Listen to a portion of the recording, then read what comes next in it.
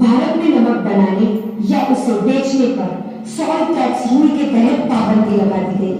अब भारतीयों के लिए अपने ही धरती पर अपने ही खाने का नमक अंग्रेजों से खरीदना मजबूरी बन गया है। To all the Indians, here is the order. Salt tax rule की वजह से ना कोई सॉल्ट प्रोड्यूस कर सकता है और ना ही बेच सकता है।